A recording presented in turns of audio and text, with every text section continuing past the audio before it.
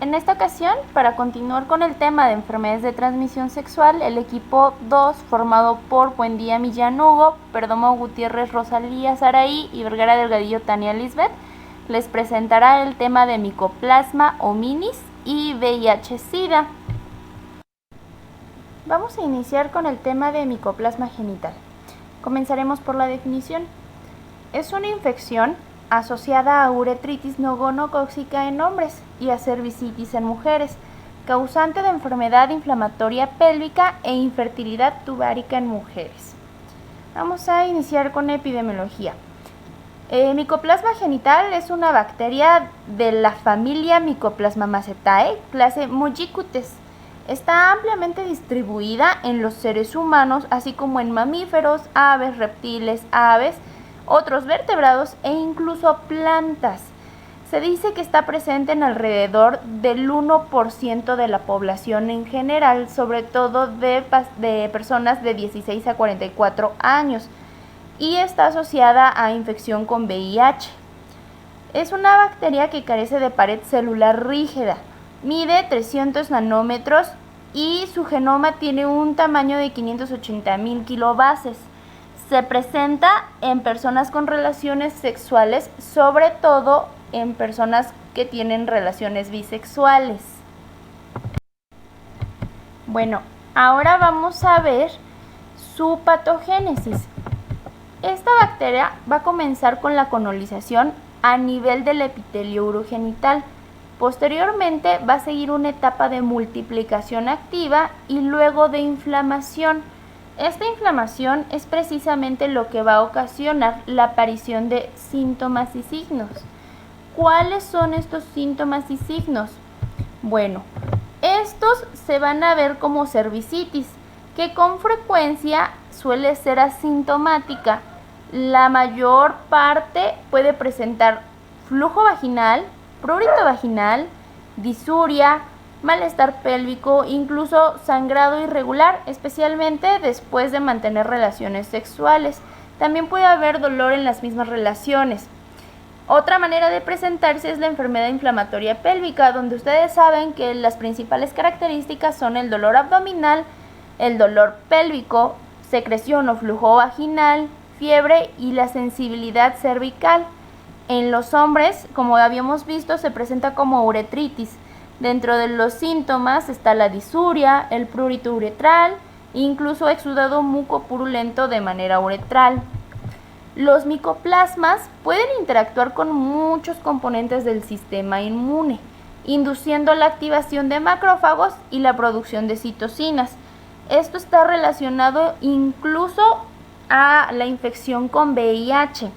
Ahora hablaremos del diagnóstico de esta enfermedad. Generalmente suele ser clínico, pero se puede utilizar ciertos métodos de laboratorio para su diagnóstico. Uno de ellos es el cultivo en caldo enriquecido con arginina, urea y con indicador de rojo de fenol. Sin embargo, este tipo de método suele utilizarse más para fines de investigación, ya que tarda 8 semanas en tener resultados. Otro método que puede utilizarse es la PCR cuantitativa. En este caso es mucho más efectiva, aunque más cara, por eso no se realiza comúnmente. Generalmente se puede obtener con un hisopo uretral, vaginal o incluso hasta de muestra de orina. Como tratamiento vamos a tener que se pueda dar una dosis única de acitromicina o en caso de mujeres embarazadas una dosis durante 5 días. En caso de tener resistencia a macrólidos, se recomienda la terapia de moxiflozasino, 400 miligramos al día durante 7 a 10 días. Ahora estábamos hablando de que el micoplasma tiene relación con el VIH. ¿Cómo es esto? Pues la infección por micoplasma genital va a tener influencia en la susceptibilidad al VIH. Es decir, la infección va a desencadenar una respuesta inflamatoria y la liberación de citocinas.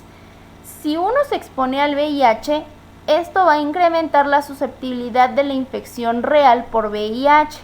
Los pacientes infectados por micoplasma genital y VIH desbordan la carga viral, incrementando potencialmente el contagio de VIH durante las relaciones sexuales sin protección. Como se dieron cuenta, el tema de micoplasma es muy pequeño, pero esta relación que acabamos de ver está perfecta, ya que vamos a ver el siguiente tema, que es VIH y SIDA. Bueno, vamos a empezar con la definición de VIH.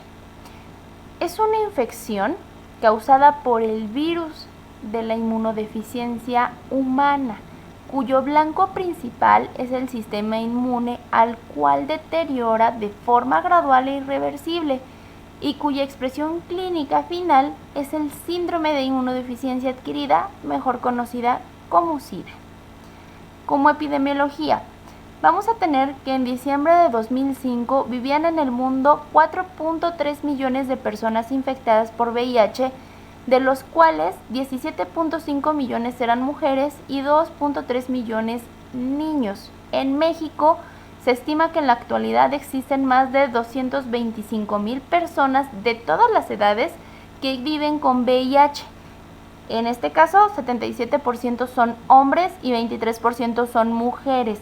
La prevalencia de VIH en la población adulta, en personas de 15 a 49 años, es del 0.38%, que coincide con las estadísticas mundiales.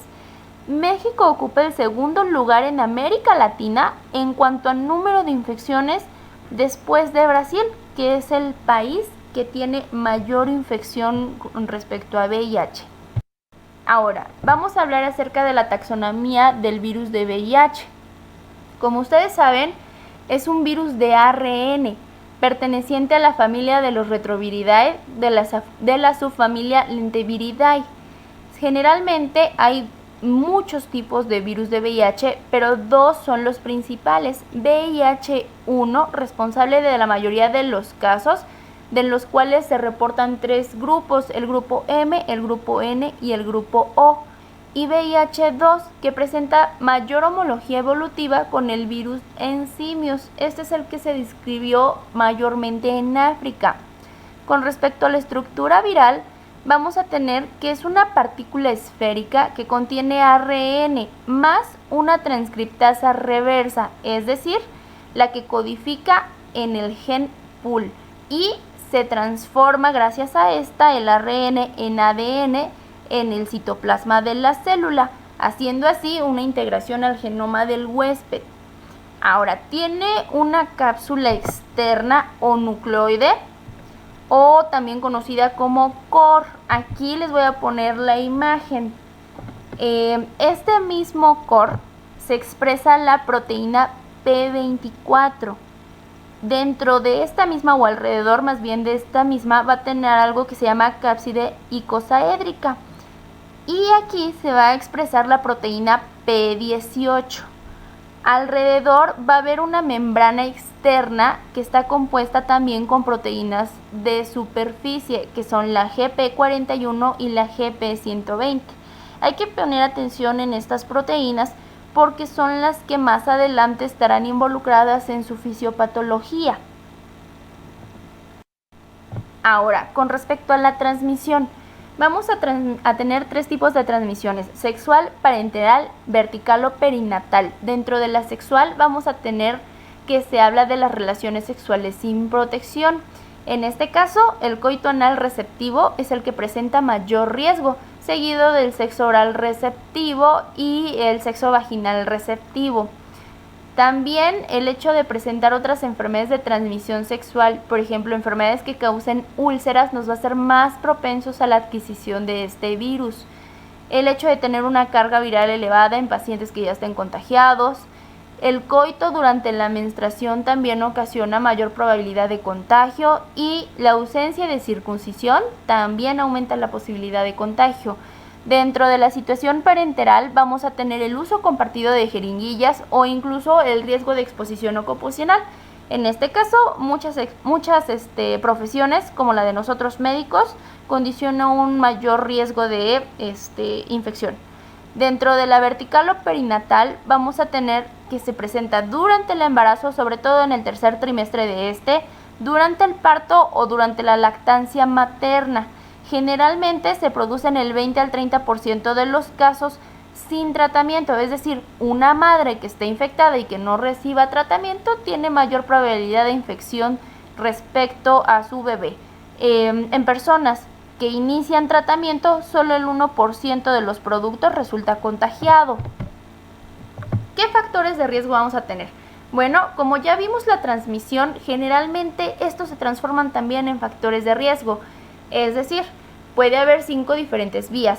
Con respecto al contacto sexual sin protección, como ya vimos, es decir, que no se utilice preservativo, la exposición a sangre infectada, ya sea por agujas o jeringas o incluso por transfusiones, que este ya es un caso muy raro, por la administración de drogas vía parenteral, recepción de tejidos trasplantados también es un factor de riesgo, la transmisión vertical que ya hablamos, que es durante el embarazo, el parto o la lactancia, y la exposición laboral. Hablamos como médicos, pero en este caso también se pone un ejemplo muy común, que es las trabajadoras sexuales. Bueno, ahora vamos a hablar de la fisiopatología. Vamos a tener que una vez producida la infección por las vías previamente citadas, va a tener lugar la invasión de las llamadas células diana del VIH, que son aquellas que exhiben en su superficie estructuras proteicas, en este caso el receptor CD4, a las que se une la proteína GP120, que se encuentra en la membrana externa del virus, como también ya vimos. Este reconocimiento va a inducir a un cambio conformacional que permite que el virus penetre en el interior de la célula huésped mediante un proceso de absorción, fusión e internalización. Hay dos tipos de células que tienen esas proteínas en su superficie.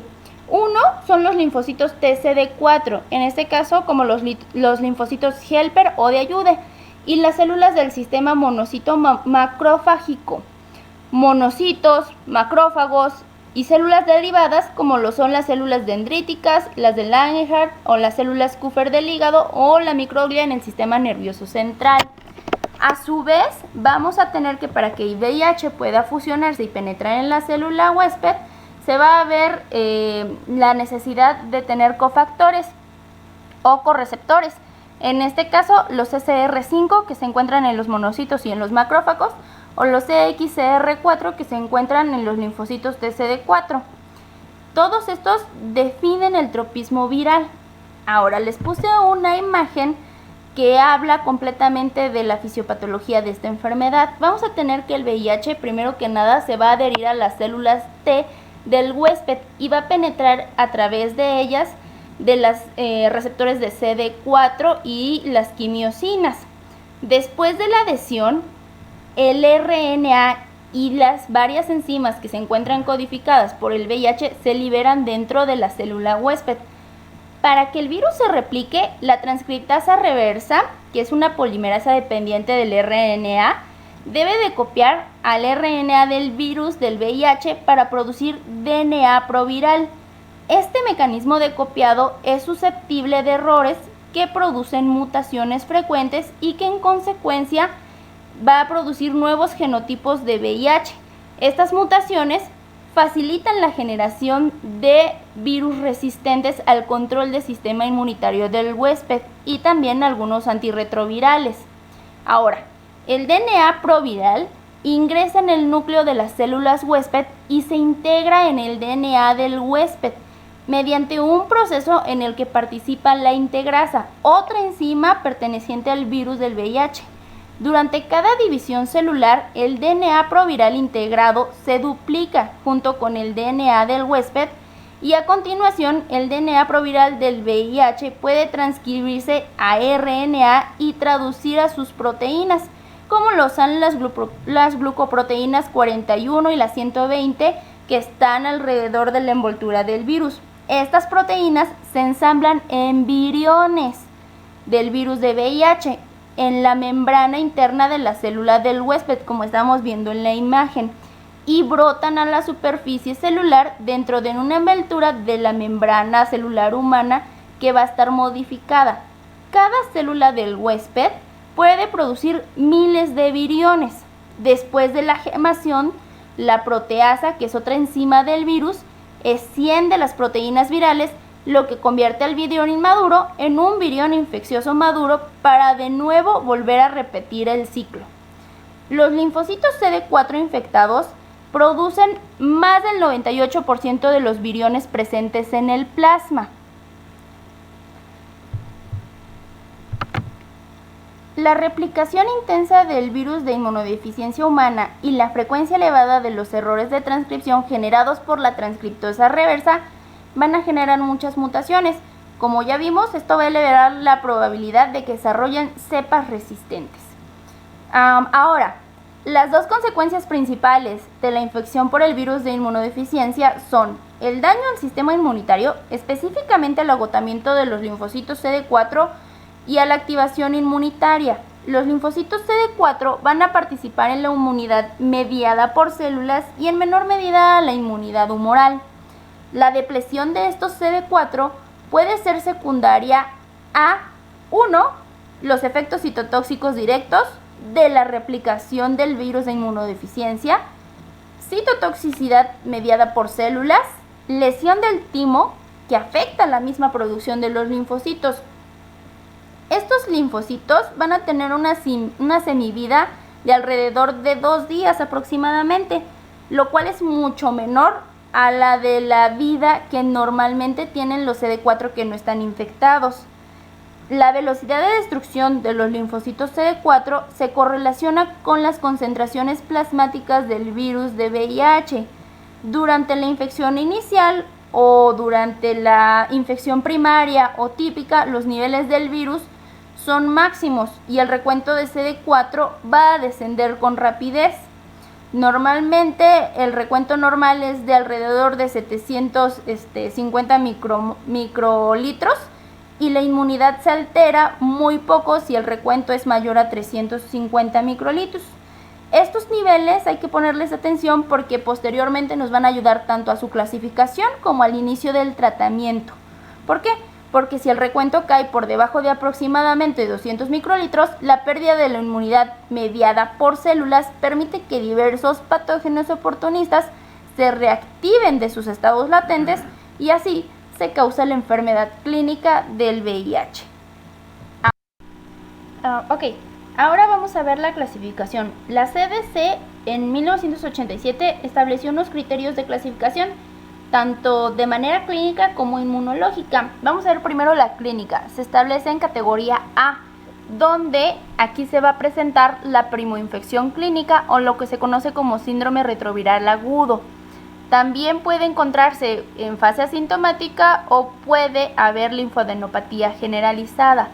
Dentro de la categoría B vamos a tener que son patologías que no están incluidas tanto en la categoría A y que no están incluidas en la categoría C, como cuáles. Vamos a tener pues la candidiasis oral, o conocido como Muget, la candidiasis vulvovaginal de repetición, displasias de cervix, fiebres o diarreas de más de un mes de evolución, leucoplasia oral, el herpes zóster de repetición o enfermedad inflamatoria pélvica o incluso trombocitopenia. Categoría C. En este caso vamos a tener ya las enfermedades oportunistas que nos conducen al llamado síndrome de inmunodeficiencia adquirida, conocido como SIDA. Este lo veremos un poquito más adelante dentro de lo que es el cuadro clínico.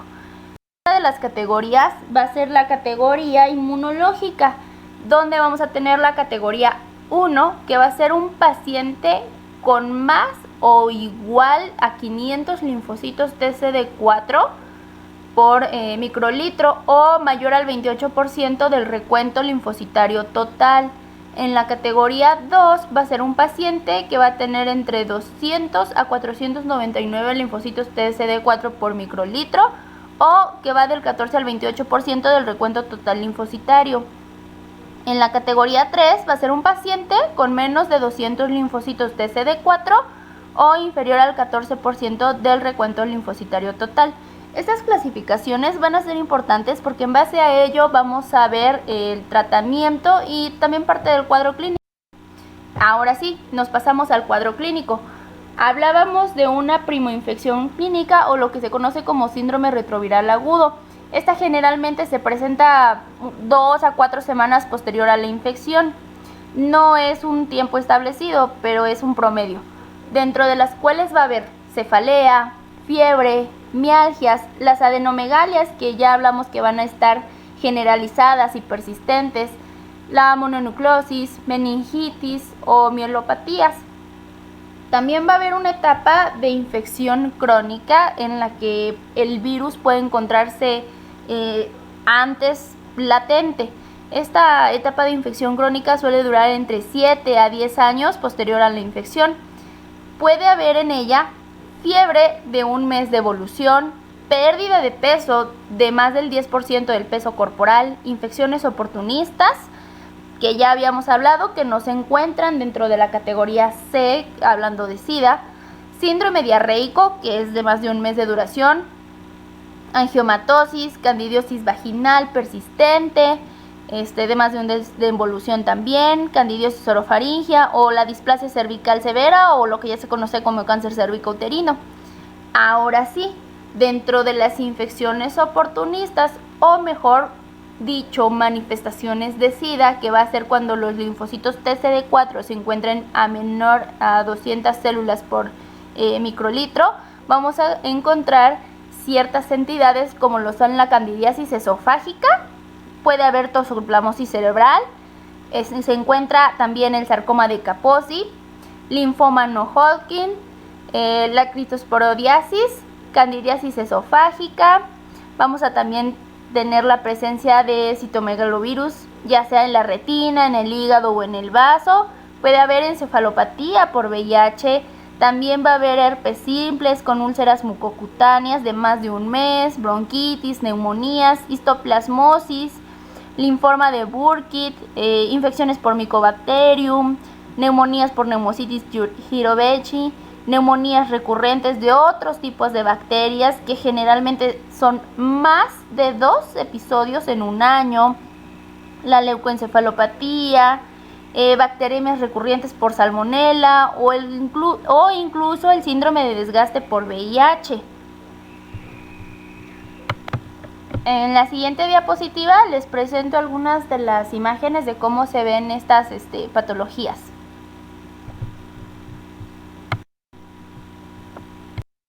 Ahora vamos a hablar del diagnóstico. Habitualmente el diagnóstico de la infección de VIH se establece mediante la detección de anticuerpos frente a VIH. Se realiza por medio de 2 técnicas.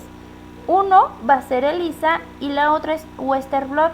La primera va a detectar anticuerpos frente a múltiples antígenos del VIH y el Western blot detecta anticuerpos dirigidos exclusivamente frente a 3 proteínas, que son las proteínas de membrana, la GP41, la GP120 y la P24.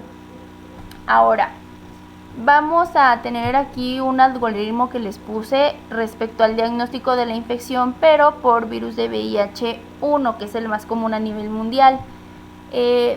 Ante una sospecha clínica de infección por virus de inmunodeficiencia humana, vamos a realizar la primera prueba, que es ELISA. Si esta prueba sale positiva, se va a repetir una segunda prueba de ELISA. Si esta a su vez vuelve a salir positiva, ahora vamos a realizar un Western blot, que es la prueba confirmatoria para VIH. Si el ELISA saliera negativo en la primera prueba y aún tenemos sospecha clínica de VIH, vamos a realizar una prueba directa. En este caso sería PCR o lo que es una prueba para detección de glucoproteína P24. Si la sospecha clínica no es altamente específica y el ELISA sale negativo, pues vamos a tener que no está infectado. Ahora, el Western blot. Si el Western blot sale positivo, vamos a tener que es una infección por VIH. Puede haber detección de 2 o más antígenos. Si la detección de 2 o más antígenos resulta positiva, de nuevo vamos a tener que puede ser una prueba que está positiva. Y si tenemos un antígeno positivo, puede ser una prueba que es indeterminada. Si la prueba es indeterminada, se va a realizar de 4 a 6 semanas posteriores a la primera una PCR y una nueva prueba de Western blot. O también se puede realizar, además de la PCR, una prueba para detección de glucoproteína P24. Si el antígeno que resulta en el Western blot sale negativo, puede ser un no infectado, es decir, un falso positivo del ELISA. Ahora, un antígeno positivo, pero PCR y P24 salen positivos, se dice que se encuentra en un periodo de ventana y hay que repetir el Western blot. Esto es en caso de que solamente se tenga un antígeno positivo. 2 antígenos positivos o más habla de que hay progresión de la enfermedad, y un antígeno positivo y una PCR negativa junto con la glucoproteína P24 negativa, pues hablamos de que no hay progresión de la enfermedad. Ahora, además de el diagnóstico, o más bien, cuando ya se tiene el diagnóstico de infección por virus de VIH, se recomienda realizar los siguientes estudios. Esto para la detección de otras enfermedades concomitantes a la infección por el virus: química de sangre, biometría hemática, pruebas de función hepática, perfiles de lípidos, el VDRL, el perfil de hepatitis B y C, la serología para citomegalovirus y toxoplasma gondii, una radiografía de tórax para descartar algún proceso tuberculósico o de otra patología, la carga viral, obviamente, el ARN del virus de inmunodeficiencia humana tipo 1, la cuenta de linfocitos TCD4 y TCD8, esto para poder dar un correcto tratamiento. Y además de todo, también se puede realizar un examen general de orina. Ahora, una vez que ya tenemos este tipo de laboratorios, vamos a encaminarnos al tratamiento. Parte de es la prevención. ¿Cómo usamos la prevención? Mediante vacunación. Hay que realizar vacunación antineumocócica. Sobre todo, esta se recomienda si la cuenta de linfocitos TCD4 es mayor a 200, ya que si se encontrara baja, pudiéramos ocasionar más problemas que beneficios. También hay que realizar vacunación antigripal anual y también frente a virus de hepatitis A y virus de hepatitis B. Se puede realizar tratamiento tuberculoso si está latente la enfermedad, y podemos realizar profilaxis primarias y secundarias según correspondan a la situación inmunológica que tenga el paciente en ese momento. Ahora, ¿qué vacunas están contraindicadas? Tenemos que están contraindicadas polio, cólera, ya sea la vacuna oral, fiebre tifoidea también oral, y BCG, que estas no se pueden indicar en ningún momento de la enfermedad, o deben considerarse, por ejemplo, algunas vacunas vivas atenuadas, como es el virus de varicela zoster o de fiebre amarilla, siempre y cuando los pacientes con recuentos de linfocitos sean superiores a mayor a 200. Ahora, con respecto a otra parte del tratamiento, vamos a hablar respecto a los fármacos antirretrovirales. Vamos a tener que se van a dividir en inhibidores de la transcriptasa reversa, análogos de los nucleótidos, que por sus siglas son ITRAN, inhibidores de la transcriptasa reversa no análogos de los nucleósidos, ITRNN, inhibidores de la proteasa, inhibidores de la fusión, inhibidores de la integrasa y antagonistas del receptor CCR5. Para poder dar los fármacos antirretrovirales vamos a tener ciertas indicaciones que hay que seguir. En este caso, aquí les puse un cuadro de todos los antivirales que tenemos. Como les había dicho, vamos a tener ciertos criterios para el inicio de tratamiento con antirretrovirales. Dentro de estos está toda paciente gestante que se encuentre infectada con el virus, personas que estén post-exposición, hay que darles tratamiento profiláctico, pacientes con recuento linfocitario que sea menor a 200 microlitros de TCD4, o en este caso que presenten infecciones oportunistas, generalmente ya con presencia de SIDA. También en los pacientes que tengan recuento linfocitario de TCD4 menor a 350 microlitros o pacientes que tengan el recuento de TCD4 mayor a 500 microlitros, se debe diferir el tratamiento. Sin embargo, si este recuento linfocitario se encuentra igual o un poco mayor a 500 microlitros o entre 350 y 500, debe de hacerse consideraciones especiales, ya que si se encuentran con alguna coinfección, como son el virus de hepatitis C o virus de hepatitis B, que la carga viral sea superior a 100.000 copias, que esté asociada a nefropatía o a neoplasia, que tenga un ritmo anual de descenso de los linfocitos TCD4 superior de 50 a 100 microlitros, que haya un recuento relativo de linfocitos TCD4 menor al 14%, que la edad del paciente sea mayor a 55 años o haya un elevado riesgo cardiovascular, se debe iniciar el tratamiento antiviral a pesar de que el recuento linfocitario se encuentre mayor a 500 o entre 500 y 350 microlitros. Bueno, ahora vamos a tener que las pautas del tratamiento antirretroviral de inicio implican la administración combinada de 3 fármacos. Este tipo de tratamiento se conoce como TARGA o terapia antirretroviral de gran actividad. El objetivo de este tipo de tratamiento es conseguir que la carga viral se haga indetectable en un plazo máximo de 6 meses o que se encuentre en menos de 50 copias por mililitro. Les voy a dejar aquí una imagen con respecto al inicio del tratamiento o los esquemas que son comúnmente aceptados.